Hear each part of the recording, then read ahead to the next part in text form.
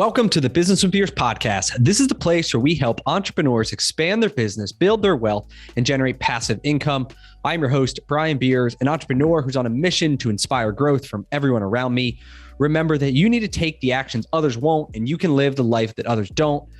Please be sure to check out my weekly newsletter that now drops every Thursday. It includes one quote, one tweet, one podcast recommendation, plus some business and investing insight from me. It's short and it's sweet. My goal is to provide you with just a couple gold nuggets to help inspire your growth. Go to brianbeers.com to subscribe. Hello, everyone. I'm excited today to bring you Clifton Corbin. Clifton is the author of multiple books that focus on teaching financial literacy to children, young adults, and parents. His latest book is a revised version of the classic Richest Man in Babylon. Welcome to the show, Clifton. Hey, thanks so much. Thanks for having me. Awesome.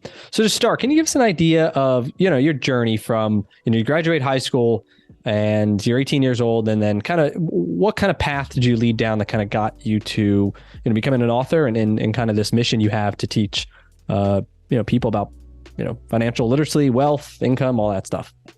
Sure. So I went off to university right around 18 years old. And prior to 18, I thought I knew everything there was to know about money. Like I had some early jobs, earning money was easy, had some money in the checking account, had some money in my savings account. I felt good about my money situation. Went off to university, got those early credit cards, didn't know what I was doing, dove deep into debt, and just made a mess of my finances. So I spent, those first couple of years of my early 20s diving into debt, and the last couple of years of my 20s just digging out of debt, dodging debt collectors, and just trying to figure out how someone who thought he had it all together, how I could have made such a mess with my money. So that was kind of my goal with this book and how I kind of came to this space. It wasn't a direct line by any means. Like I had a couple early jobs after I graduated university. I had some bad timing with the graduating. So my first degree was in computer engineering. Thought I'd, be able to ride that tech bubble first right before I graduated. So that didn't work out well. Ended up having to take like a job that I did not want after university, but that was okay. And then I was like, well, I'm going to go back to school. I'm going to do my MBA. So I figured, there's a lot of money in business. So I, went back to school, did my MBA, and right around the time I was graduating, that was about 2008. So, I was able to hit two bubbles with 2 degrees. So I have a bit of a track record. So I'm not planning to go back to school anytime soon, just to protect everyone's wallets. Yeah, thank you. No problem. So after I graduated from that second degree, I muddled my way through, eventually found a really good job. And it was going great, actually. I quite liked my last couple of positions.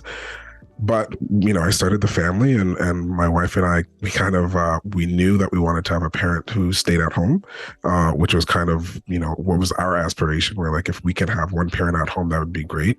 And we joke often that it was kind of a race to the bottom to see who was making the least amount of money once the kids showed up. So that would be the person who stayed home. And it turned out to be me. My wife's she's a high achiever, and I've always said she'd be the first person I hire if I ever started another business, and she was willing to work for me. So she's working, I'm at home, and while I was at home, I realized this was the time. This was the time to finally focus on, how do I start helping parents and young adults and kids understand financial literacy and understand, hopefully avoid some of those missteps that I took when I was younger. As much as I said when I was younger, I understood how to earn and save. It was kind of only part of the picture. I didn't understand wealth and wealth creation and debt and managing debt and leveraging debt. I didn't understand all those pieces. So that's kind of why I went back to the basics to write this book and create other products and resources for parents so that we can start getting our kids ready for adulthood. Yep. Okay. That's great. And then, talk to me a little bit about the rewriting of the book, the Richest Man in Babylon. I guess first, what is the Richest Man in Babylon? Start with there, and then, we'll talk about what updates you made.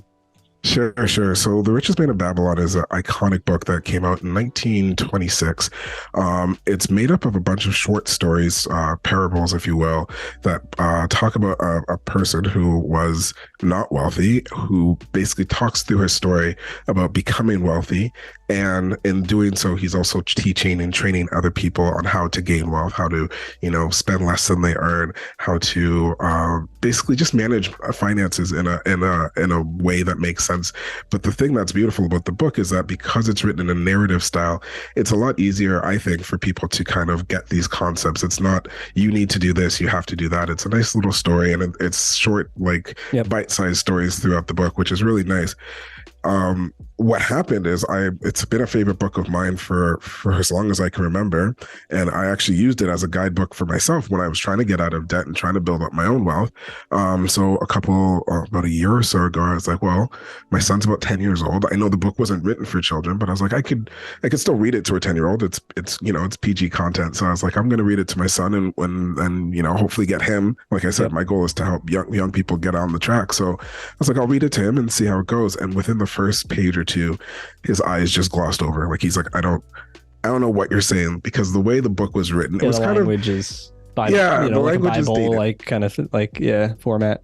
Yeah, it was trying. I guess that was the idea. It was to kind of make it like biblical in the way that it was written, and also not only that, like it was written in 1926. So, back then we were much more patriarchal than we are now. It wasn't a very, the cast in the book is not diverse at all. It's every character is a male, and every object and every animal is referred to with that kind of, masculine pronoun. And I was like, this doesn't reflect where we are now as a society. And I was like, if my son, who's a bright kid, can't get these concepts, and when people talk about writing in plain language, they say write so someone in grade 5 could read it. Yep. My son's in grade 5 and he couldn't understand it. I was like, this is a golden opportunity. So I said, I'm going to rewrite this because the copyrights run out, and I've seen lots of other versions of it out there, but none of them I think really hit that plain language, and trying to change up the cast and trying to change up the stories just to make it a little bit more relatable. So I was like, okay, I'm going to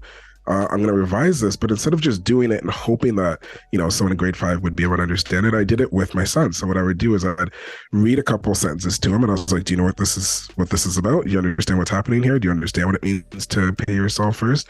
And if he said yes, I was like, okay, great. We'd keep going. And as soon as he said no, I'd revise it and change the language a little bit. And we did that back and forth until we got through the whole book. And I was like, okay, this is better. And with the exception of one chapter, which I found just kind of didn't hit the mark even back then, the book still has the same stories, but the characters have been, like I said, updated, revised. I wanted to make sure that there were, not just women, but women who were empowered. So it wasn't just like the whole story is basically, it's a teacher and student. Like that's kind of the parlay of the book, is where you're going teacher and student. So I wanted to make sure there was a good mix of both teachers who were, diverse, and students who were diverse. So I tried to mix it up as much as possible to kind of make sure that when someone who's reading it now reads it, they could see themselves in it. And I don't mean to say that, if you're a man, you can't see yourself in a female character, or if you're a female, you can't see yourself in a male character. But I wanted the cast to be a lot more diverse than it was in the original script, and that's kind of what I did with the revised version. I think it's played out pretty well. How does it work with like a copyright running out? Like, can you explain a little bit like how you're able to kind of rewrite this, and just, I don't know, some of the technical side of it, how that all works? Yeah, sure. So, every book that you write, or anything that you write, if you wrote something down right now, technically it's yours. You have a copyright on it. Depending on where you are, different jurisdictions do it differently, but let's just talk about the states for now. Yep. After a certain amount of time, depending on when it was written, it does get kind of technical. Depending on when it was written, the book will have, let's say, 70 years where it's protected. You can't touch it. You can't do anything with it. After that time, the book goes into the public domain. Now that can change. There's different rules depending on when it was written. So sometimes it's 70 years or 50 years after the death of the author. Sometimes it's 50 or 70 years after the book was actually published. Books that were written back in the 1920s, there was a period where you could actually extend the copyright. Okay. But as of this year, I believe any book that was written, even if the author had extended their copyright or what have you, cut off 2022 or whatever.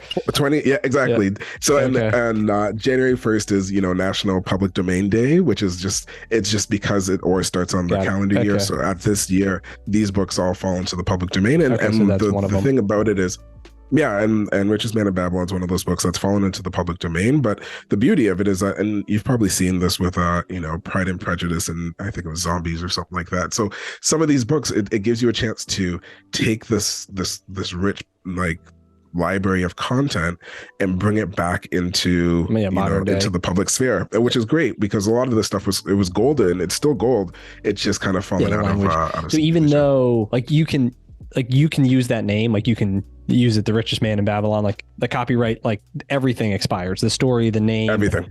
Okay. everything. It's like, and is it up for grabs? Like anybody can use it, or is it kind of like a race where now you got it? You have obviously your version that someone can't copy, but like, how does all that work? Everyone could grab it. Anyone could do whatever they want with it. You do want to give credit to the original author. Like if you look at the cover of my book, it says it was written by George S. Clayson, and then I just use myself as the editor, myself and my son as the editor. But technically, you could do whatever you want with it. It's totally up for grabs. Now, if I've published my version of it. If someone were to come along and take the language and like actual sentence structure and words that I use, that would be against the copyright. You're right. Got it. Because it's my version. Yep. But as long as I was using the original content, I could have done a word for word copy paste and just put it out there, which you've seen. And actually, that's part of the reason why I wanted to do this, is that I've seen some folks who've done basically they'll just take the original, they'll put a new cover on it, and they'll put it out there. I've seen Think and Grow Rich. Well, they'll add some modern day comment at the end of the chapter. They'll talk about Mark Cuban or Bill Gates, or I don't know, some famous rich person, like, and how the story applied to them in the footnotes. Exactly. Or they'll do a forward or something like that. But for the Richest Man in Babylon, the versions I was seeing, like I said, I wasn't impressed. There was like, and you were looking for a kid. You have a different audience than maybe whoever they were trying to target too, right? Well, that's just it. It's like I've written it where a child can understand it, but the audience isn't necessarily for children. It's still for adults. I just made it in a way that, I don't think any adult who reads this wouldn't be able to catch it, which is what I was hoping for. Yeah. So can you kind of go over the framework from The Richest Man, like some of the, I know there's a certain percentage you'd pay yourself, pay down debt. I mean, can you kind of give us, someone who's never read the book, can you kind of give us the 101 of what's the framework kind of in the book that you used? Sure, you said you personally used it. So. Yeah, no, I think the big takeaway from the book, and I think lots of folks who've been into, like, listened to or read any of the finance principles, they probably have heard this line, pay yourself first. Yeah. I think that was it was coined in this book. And I think that's kind of that's the core of the book. So the concept of paying yourself first means before you pay, your electricity bill, before you do the groceries, before you do anything, you take some of the money that you've earned and you put that away. That's the starting point of you building wealth. Like, we've heard newer versions of it now where it's like make it automatic, or, the 80-20, or all these different versions, but all of it kind of goes back to this idea from The Richest Man in Babylon, which is to take some of the money that you earn and save it. The rationale behind that is if you're saving some of the money that you earn, well, a few good things happen. One, you're living off of less than you make, which means you've got a margin. You've got margin to work with, right? So if you're living off less than you make, if things change and you have an emergency or what have you, you have a little bit of money there that you can draw on. In addition to that money that you have, that money is supposed to be working for you. So once you've built up your little stockpile of money for an emergency, now that money can be used to invest and grow and make money. The idea being your money should be working to make more money, which is okay, for your audience, this is what you do. You whether that's starting a business, whether that's investing, exactly. If it's a franchise, but if you have that money there, you have that money there to work for you. And it's interesting because the same concept works when you're working in a business, right? Like, I think there's a popular book called Profit First. It's basically the same concept as pay yourself first, but it's just flipped around with a business context. It's the same idea. So that's kind of the start of the book. And like I said, the book is written in narratives, but it starts with making sure you're paying yourself first. And then it kind of goes through, other things that you need to make sure you're doing with your money. So make sure that you're securing your money, to make sure that, as you build your wealth, you're doing the things that you need to do to make sure that you're not actually losing your wealth, whether that be budgeting. So there was one chapter in the book about insuring your money, but that was a chapter I didn't care so much for, so I rewrote it totally. But making sure your money is properly insured, making sure you've got life insurance, and all these other, things that we all probably hear to some degree or another, but it walks you through in a nice little, like I said, stepwise process to make sure first you're making sure that you can manage the money that you have coming in, right? Like a lot of us will think if we want to do X, Y, and Z, we need to make more money. Well, first you need to make sure you're doing what you should be doing with the money you have coming in. I'm not saying you might not need to get that side hustle or start another business or what have you, but if you can properly manage the money you have coming in, then we can start working on what we need to do with our money. So that's kind of the idea. So start by paying yourself first, and then start doing these other things to make sure your money's making money, make sure that you're securing your wealth. And then, it doesn't talk about, having a will, but it's the same kind of concept to make sure that, the people in your circle are well prepared for, or if anything happens to you. Like, these are the things as a business owner, is the things you need to do to make sure that you are not just taking care of yourself, but you're taking care of your dependents and anyone else in your circle. Yep. Yeah, it's a great concept, paying yourself first. I actually had the author of Profit First, Mike McCallowitz, on a couple weeks ago. And, it's funny because a lot of times in our business, we really focus on profit and like driving and cutting expenses. But then sometimes when it comes to like our personal lives, sometimes we don't, like, I personally I'm a more aggressive on the business side than I am on my personal life, right? In terms of like tracking it and setting these goals and all this stuff. And it's something, I'm working to do as well and get better at. I think it's, you can take all those same principles and apply them to both. I agree. That's great. I agree. And I'm glad you have Profit First on, the author of Profit First. I love that book. I think it's for anyone in your world. It's a great manual. So we've been filing it up my company for years. I mean, it's probably been 6 years or so, and it's been great for us. And I think a lot of it is like, it's kind of like that savings, right? You can stash a little bit of money away into a separate account. So you're like, there's something about when you physically move money into another account, your brain does something where it does cut it off versus, keeping it all in one big account. But then you like having this ledger in your head that says, all right, well, this much is for taxes and this much is for, this big expense or credit card bills or all these different things. And so, especially, as business owners, you start having to pay quarterly taxes and property bills and all this stuff. As you start to make money, your life becomes more complicated and cash flow becomes, sometimes more drastic with these huge swings up and down. And it can be pretty stressful if you don't have a really good system to take care of it. So I think, all the stuff we're talking about follows that same pattern. It's just kind of in your personal life as well. Exactly. Good. So one of the things I know you like to talk about is, kind of these conversations on our kids. Like how does someone go about, having a conversation with their kids, starting to talk about money and wealth without making it, I don't know, kids, I have a 6-year-old, and when you start to talk to her a little bit about money and stuff, and then, of course, sometimes she'll, bring it up in a way that's kind of awkward. Right. And so I don't know, how do you kind of recommend, what age do you start talking about?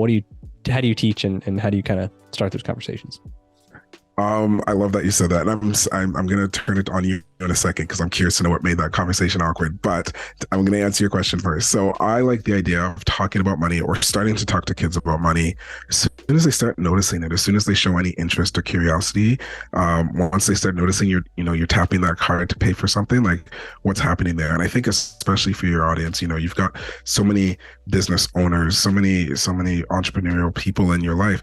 They've got experiences that I think will just enrich their child if they open up, to show what's happening in their day-to-day life, like show them how they're making money. And like, I feel like one of the problems we have is that, well, one, our schools aren't doing this. Our schools aren't talking about money. They're not teaching about gaining wealth and growing, a portfolio of assets. That's not something that's happening in the school system. So it leaves it on the parents to do that. And like I said, if you've got a business and you're already running a business, you've got an opportunity here, a golden opportunity, in my opinion, to start just showing what's happening behind the doors. Like, this is what I do when I go to work. And this is why I'm doing it. And it's normalizing some of those conversations. So I often say, if at all possible, give your child an opportunity to practice using money. But I also really encourage you to talk about money and how money works in your life and just open up those conversations. But like I said, I really want to turn it on you. What made that conversation awkward for you? Well, that would be like, I don't know, I have $11 and, because you get like tooth fairy money or whatever, and be like, oh, Susie at school has $7. And it's like, all right, well, we don't want to like talk about, I don't know, the comparison, right? It's the comparison of, that sometimes can make it like, and so we talk about that, right? Well, really shouldn't, compare, you to other people, right? We should just kind of focus on ourselves. Right. And I think, things like that, where, a lot of times I'm talking to her, hey, I got to go to work. And, well, why do you have to go to work? Well, I have to make money, right? And like people go to work to make money. And then, so we can then have nice things, right? We can go on nice trips. We can like, eat good food, right? Like, that's why I have to go to work. Like, you have to, this is how you make money, and money is like runs the world. Right.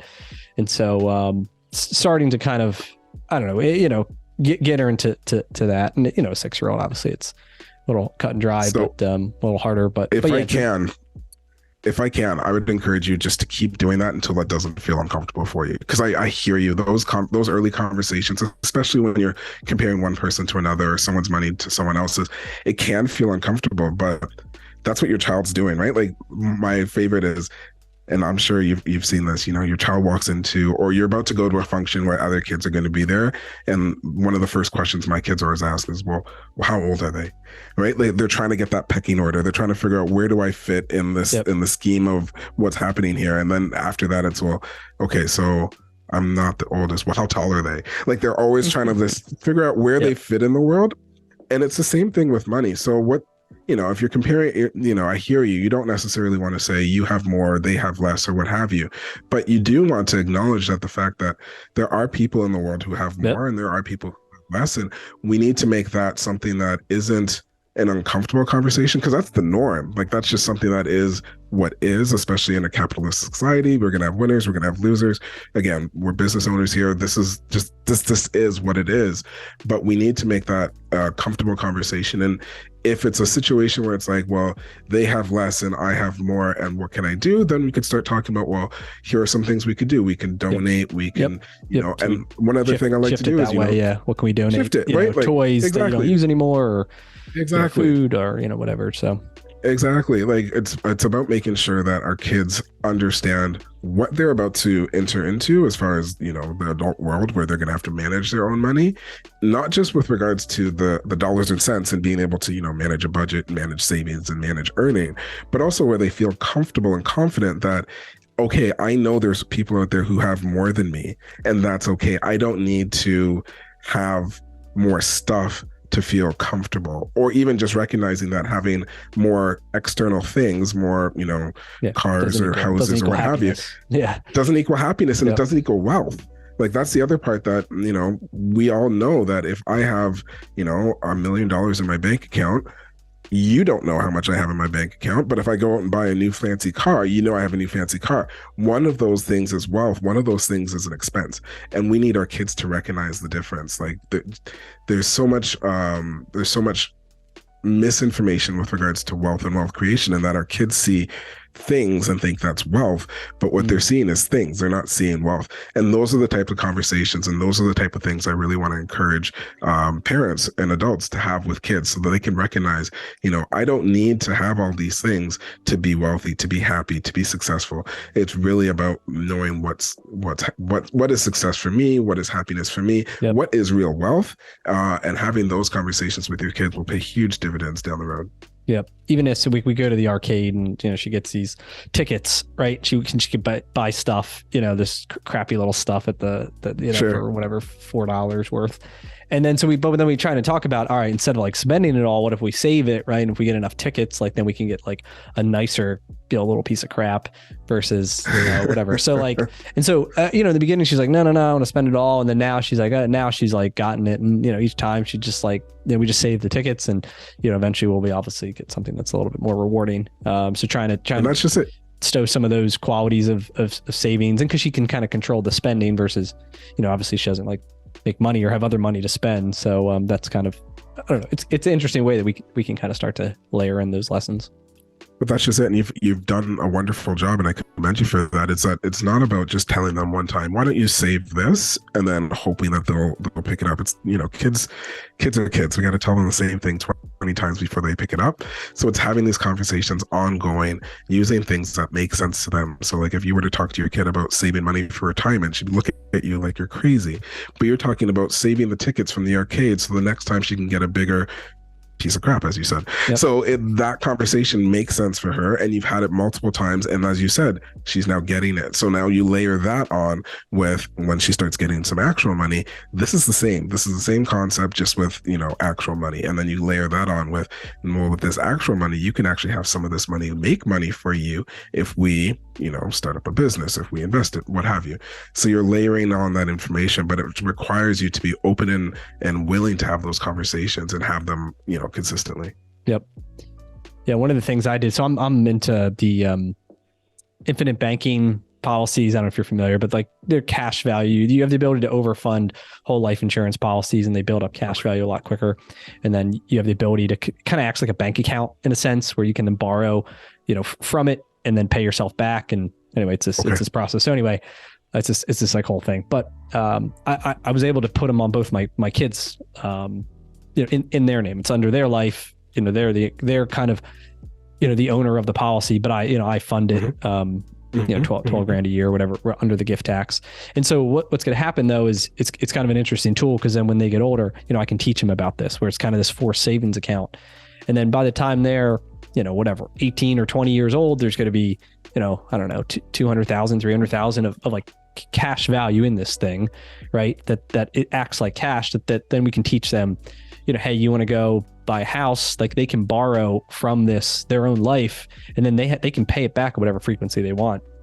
And if they never pay it back, in theory, eventually they're going to die, and the life insurance is made whole. So but it's kind of like a somewhat of a low risk thing, but then it has the ability for them to teach about cash value, about life just in general, about borrowing, about interest, because they have to pay interest and all this stuff. So I don't know. I set both. I have two young girls, and set that up for both of them as a tool that we could use.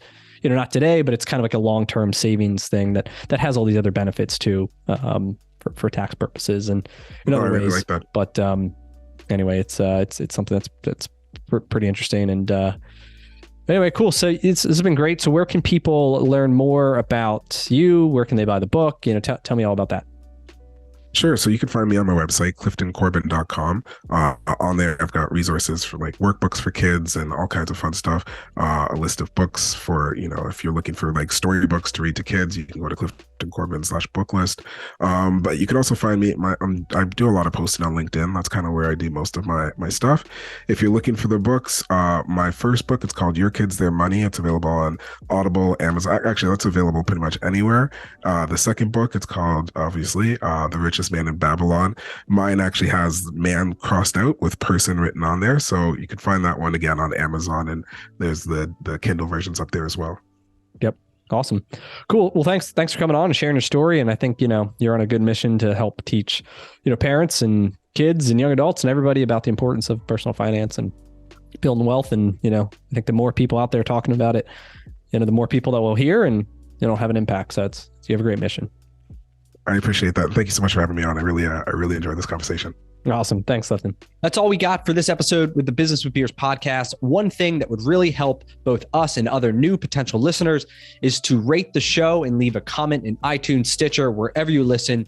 Also, make sure to link up with me on your preferred social media platforms, LinkedIn, Instagram, Twitter, Facebook. You can find all my links at brianbeers.com. Please just share the podcast with anyone who you think might enjoy it. And until next time, remember to take the actions others won't, to live the life that others don't.